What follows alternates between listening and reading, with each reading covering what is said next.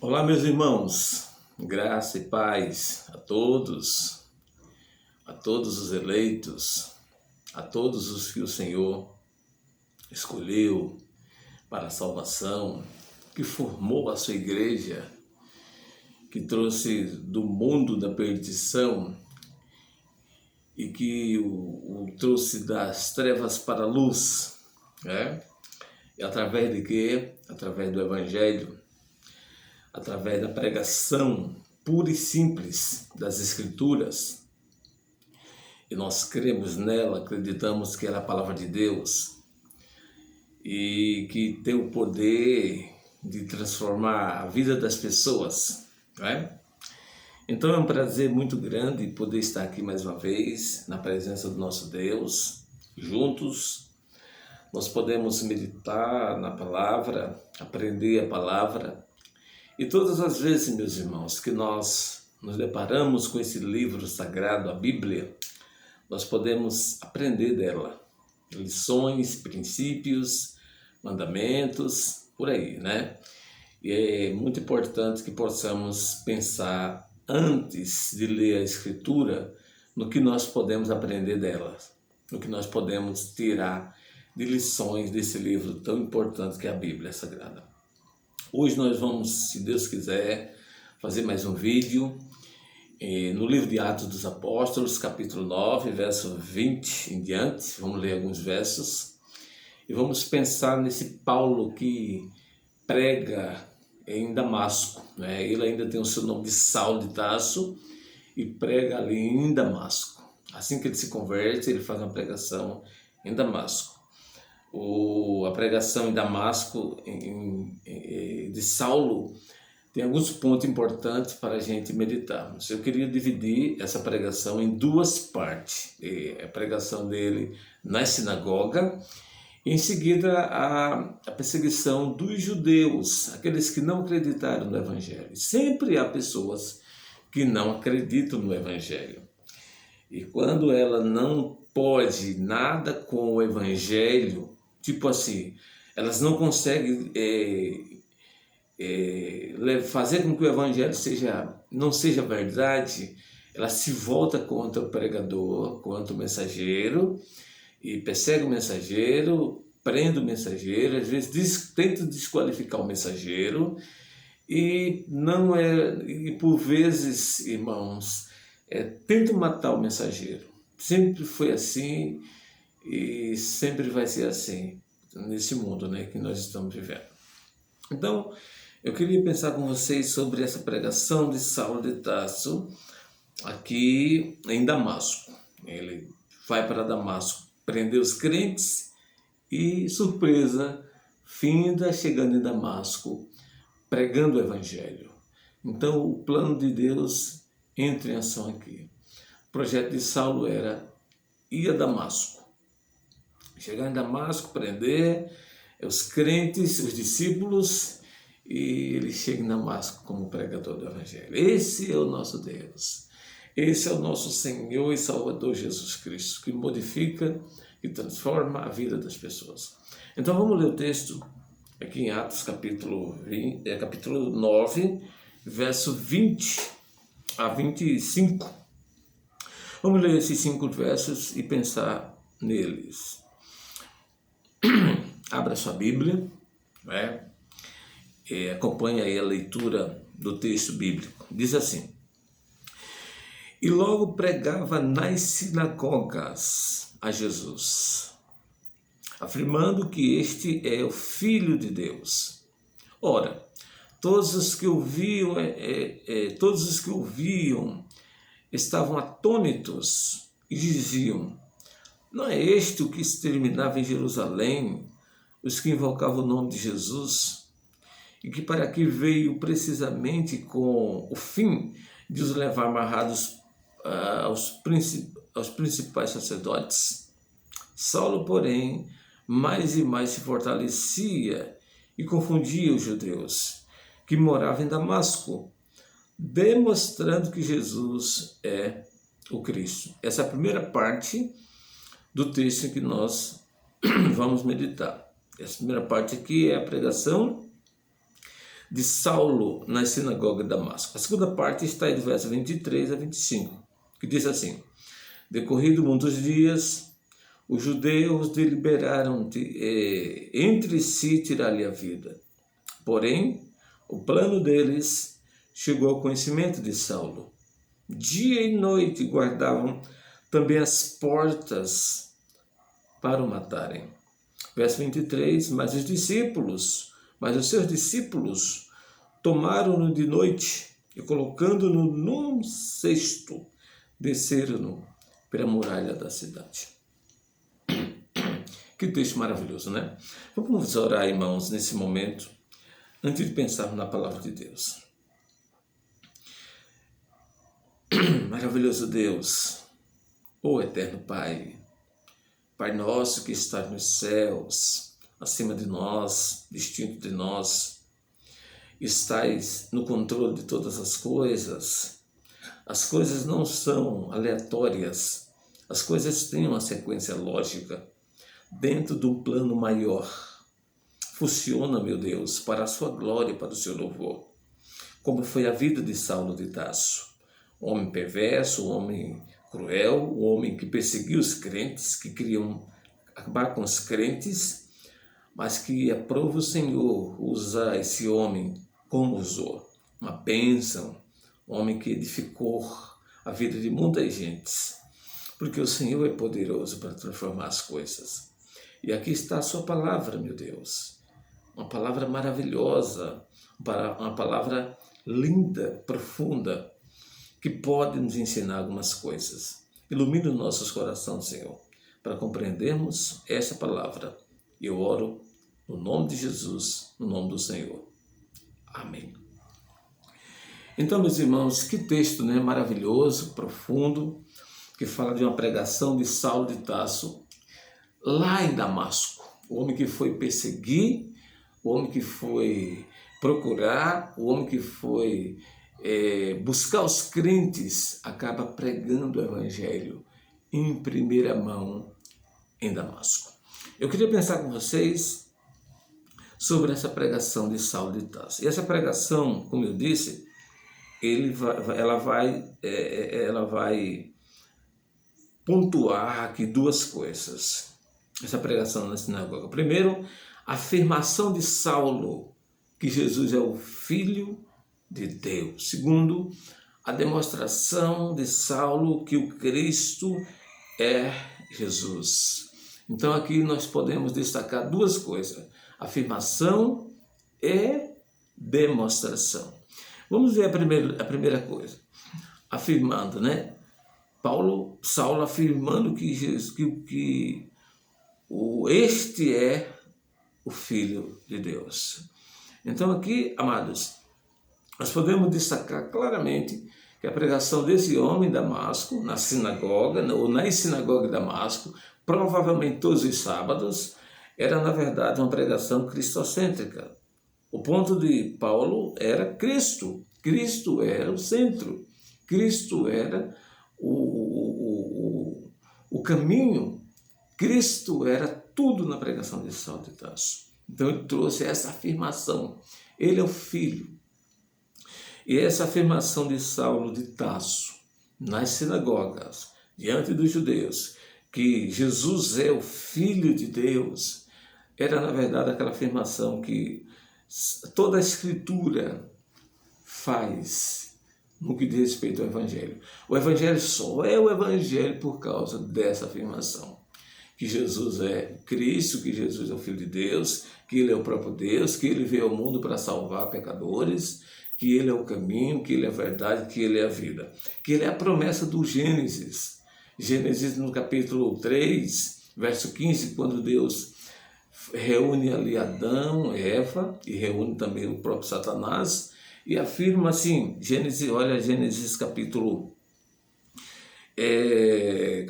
3, versos 15, diz assim: porém inimizade entre você e a mulher, isso é Deus falando para Satanás, entre a sua descendência e o descendente dela, a mulher, este te ferirá a cabeça e de você lhe ferirá o seu calcanhar. Então Deus está falando de um filho que viria ao mundo num corpo de carne, que é o Salvador Jesus. Então, essa afirmativa que ele está fazendo em Damasco, Jesus é o Filho, é Ele que vai trazer salvação, é Ele quem pode tirar o pecado do mundo. E quando as pessoas ouviam isso, eles ficaram admirados. Olha o verso 21. Ora, todos os que ouviam estavam atônitos. As pessoas ouviam essa afirmativa e ficavam atônitos, sem saber o que estava acontecendo. E eles diziam assim: não é esse que exterminava em Jerusalém os que invocavam o nome de Jesus? Olha a afirmação que ele, olha a afirmativa deles. Eles diziam: não é esse que exterminava em Jerusalém? Isso aqui é muito forte, né? Porque a ideia de exterminar é a mesma de matar. Então, não é esse que exterminava em Jerusalém os que invocavam o nome de Jesus, e para que veio precisamente com o fim de levar amarrados aos principais sacerdotes. Finalmente, é o mesmo Saulo? Não, é o mesmo Saulo. É o mesmo homem. O que muda é a atitude, não é mais o perseguidor, não é mais o carrancudo, não é mais o assassino, não é mais aquele que queria devastar a igreja. É o Saulo missionário, é o Saulo transformado pelo poder do Evangelho.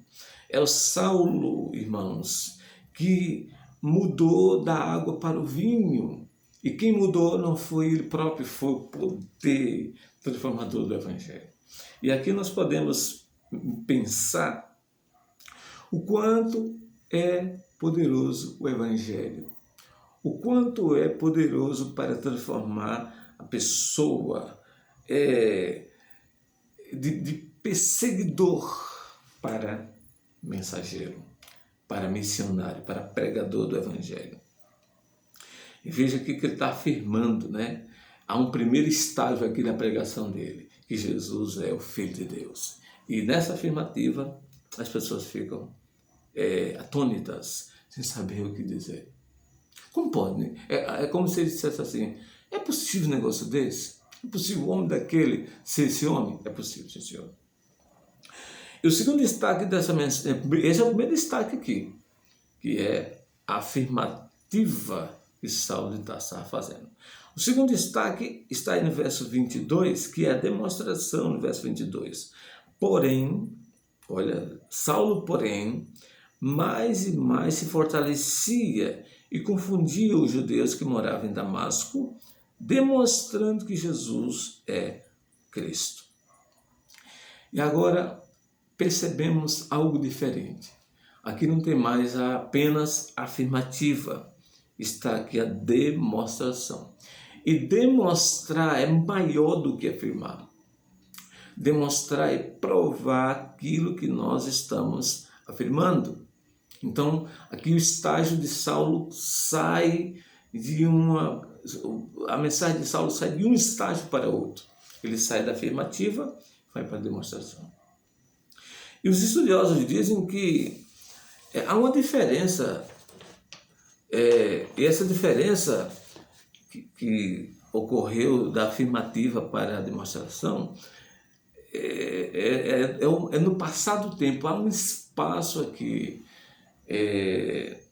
na demonstração para a afirmativa. Há um espaço de tempo aqui. E nós não encontramos aqui no texto, só encontramos isso na passagem aos Gálatas, no capítulo 1, e no verso 11 em diante, quando Paulo ele vai defender o Evangelho, vai defender o seu apostolado. E ele diz assim: faço-vos, porém, saber, irmãos, que o Evangelho por mim anunciado não é segundo o homem, porque eu não aprendi e nem recebi de homem algum, mas mediante revelação de Jesus Cristo. Aí ele vai dizer: porque eu vi qual foi o meu proceder outrora no judaísmo. Como sobremaneira perseguia eu a igreja de Deus e a devastava. E na minha nação, quanto ao judaísmo, avantajava-me a muitos da minha idade, sendo extremamente zeloso da tradição de meus pais. Mas quando, porém, é o que me separou antes de eu nascer, e me chamou, veja Paulo dizendo, me chamou, aprove revelar seu Filho em mim, para que eu pregasse entre os gentios sem detença. Não desci a Jerusalém para os que já eram apóstolos antes de mim, mas parti para as regiões da Arábia e voltei outra vez para Damasco. É justamente aqui, nesse retorno que ele faz para Damasco, que ele agora demonstra que Cristo é o Filho, que Jesus é o Cristo, que Cristo é o Filho de Deus. Então, logo que ele se converte, ele afirma, prega afirmando que Jesus é o Filho de Deus. Quando ele volta da Arábia para Damasco, ele demonstra, ele prova, e as provas são contundentes, são tão fortes que confunde o judeu, deixa o judeu sem saber o que está fazendo, sem saber o que está acontecendo. Aí no verso 23 diz, Saulo, porém, mais e mais se fortalecia e confundia os judeus que moravam em Damasco, demonstrando, provando que Jesus é o Cristo. Ele agora prova. É provável que Paulo aqui ele já saiba de toda a história do Velho Testamento, estudou o Pentateuco, estudou todo a história, todo o sistema de sacrifício que apontava Cristo como Salvador. E agora ele demonstra,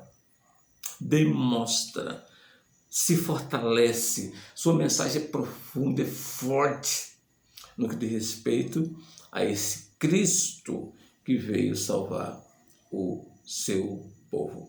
As provas são muito fortes que deixam os judeus confusos, deixam os judeus sem saber o que fazer.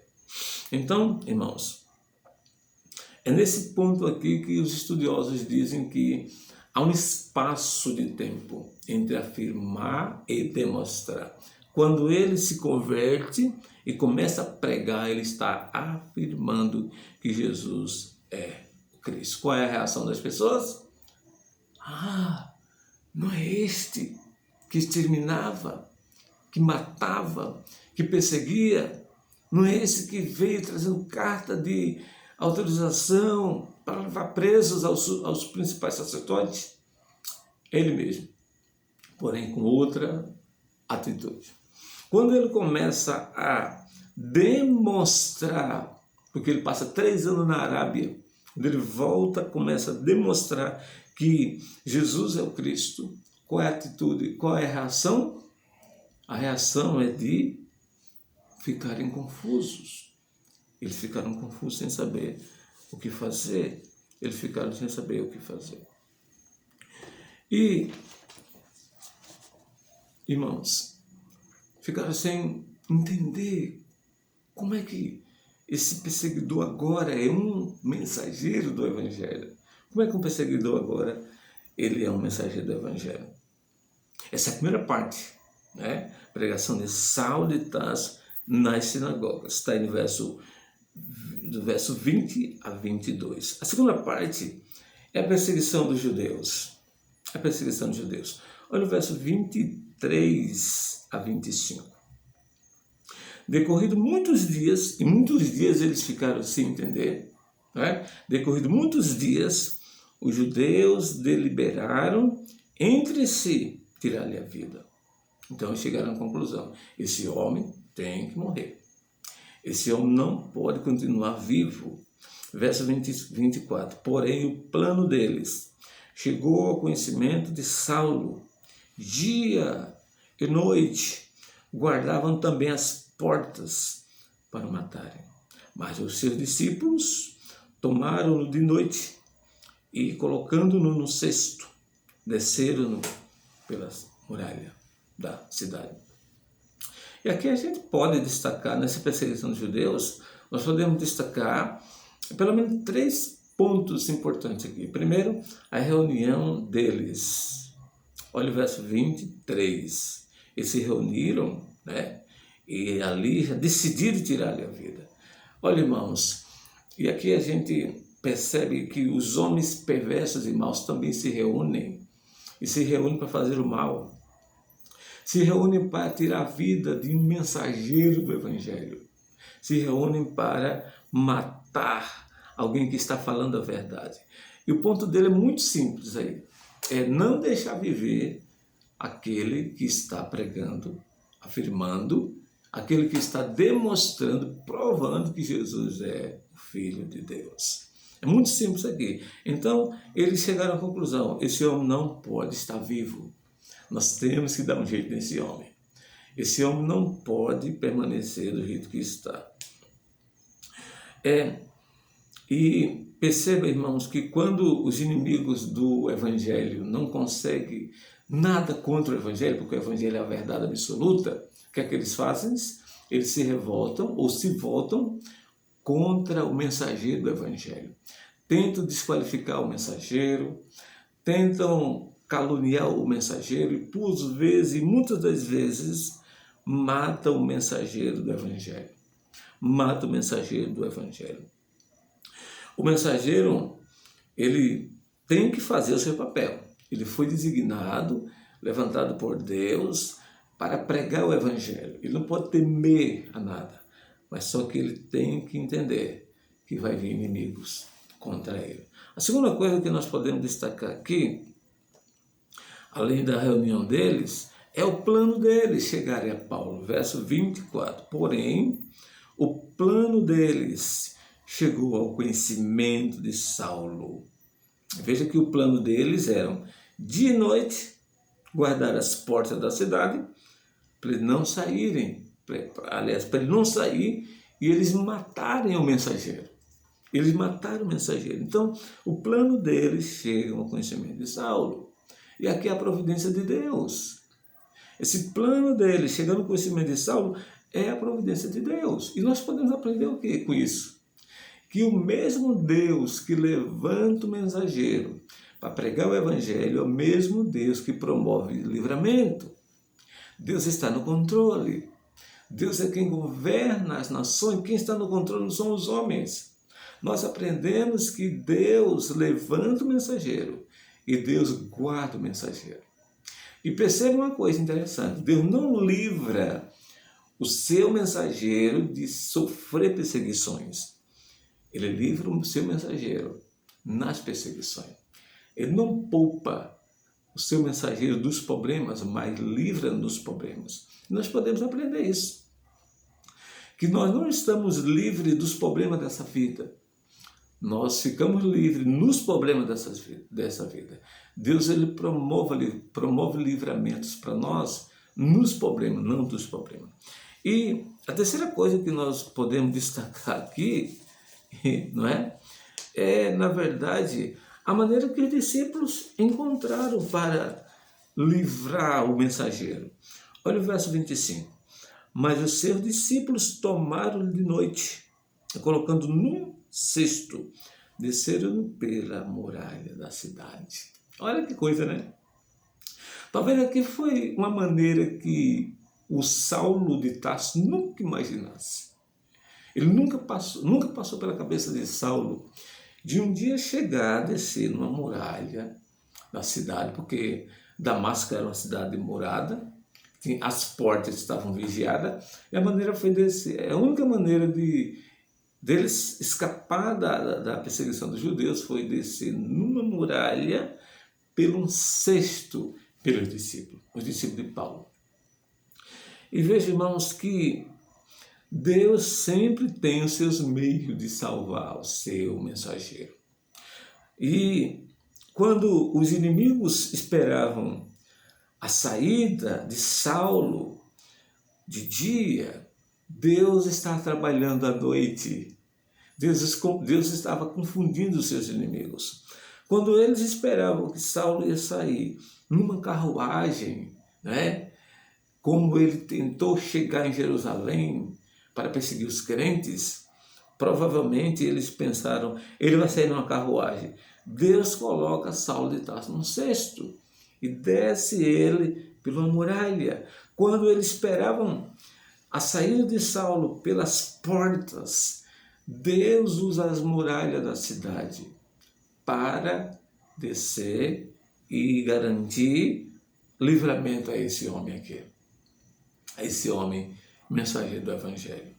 E a pergunta que não quer calar é: o que nós podemos aprender com essa passagem aqui da Bíblia? Eu pensei algumas coisas sobre essa passagem aqui. Eu creio que nós podemos aprender, sim. Essa passagem, ela não está aqui na Bíblia por acaso. Ela está na Bíblia aqui de propósito. Lucas, quando escreveu para Teófilo, o seu amigo Teófilo, ele estava pensando em alguma lição. Ele queria nos ensinar alguma coisa. E eu penso que essa passagem pode nos ensinar algumas coisas. Primeiro, que a pregação do Evangelho não é isenta de perseguição. Viu, irmãos? Sempre que o Evangelho é pregado com verdade, inimigos se levantam. Sempre que Jesus é o centro, sempre que Ele é o conteúdo da mensagem, inimigos se levantam. Porque a mensagem do Evangelho não é para todos os homens. Todos os homens ouvem, mas nem todos os homens creem. A mensagem do Evangelho só pode ter eficácia naqueles que Deus predestinou para a salvação, na vida dos eleitos de Deus. E quando essa mensagem é pregada com verdade, a perseguição está presente ali. Não dá para pregar Evangelho sem sofrermos as consequências daqueles que não creem no Evangelho. Não dá. Sempre que Jesus é o centro, existem inimigos, existem perseguidores. E o mensageiro do Evangelho tem que estar ciente disso. Não dá, não dá. Você vê até hoje, quando Jesus é o centro da pregação, existem inimigos que se levantam contra a pregação do Evangelho. Aprendam isso. Segunda coisa que eu acho que nós devemos pensar e aprender é que Deus não livra o mensageiro do Evangelho das perseguições. Deus não livra. Ele é um Deus soberano, Ele pode todas as coisas, Ele está no controle de todas as coisas, Ele sabe dos planos malignos daqueles que não creem no Evangelho, mas o mensageiro dele não é poupado. Não é poupado. Você percebe no verso 23, decorrido muitos dias, os judeus deliberaram entre si tirar-lhe a vida. Então Deus não livra o seu mensageiro. Ele livra o seu mensageiro nas perseguições, não das perseguições. Como é bom a gente pensar nisso, irmão? Porque às vezes a ideia de que o Evangelho faz com que o crente viva no mundo dos sonhos, no mundo em que ele não é cometido de doenças, desemprego, de calúnia, de perseguição. Não. O crente morre, crente é perseguido, crente adoece, crente entra em crise, crente é demitido de empresas. Então, o crente não é poupado dos problemas. Deus promove livramento, sim, mas nos problemas, nas perseguições. Terceira coisa, apesar de Deus ele ser soberano, Ele não impede os homens perversos e maus a planejarem coisas contra o justo.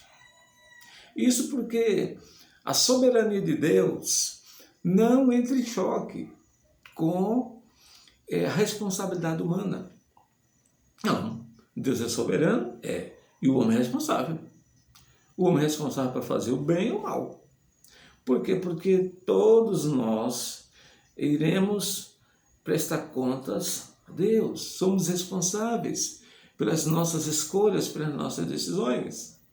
Então, esses homens aqui planejaram matar o mensageiro do Evangelho. Deus é soberano, não impediu, porque eles têm que responder pelos seus atos.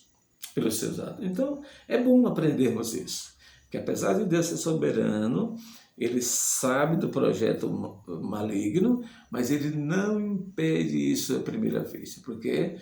Porque o homem é responsável pelas suas escolhas erradas, pelas suas decisões erradas. Em quarto lugar, nós podemos pensar também, que esse texto nos ensina, que quando todas as portas se fecham, meus irmãos, Deus mostra uma saída. Aí no verso 25, a saída foi a muralha da cidade. A muralha da cidade. Deus mostra uma saída. Ele está no controle. Não entre em desespero. Quando todas as possibilidades se fecharem para você, lembre-se de que Deus tem uma saída. Ele está trabalhando, diz a Bíblia.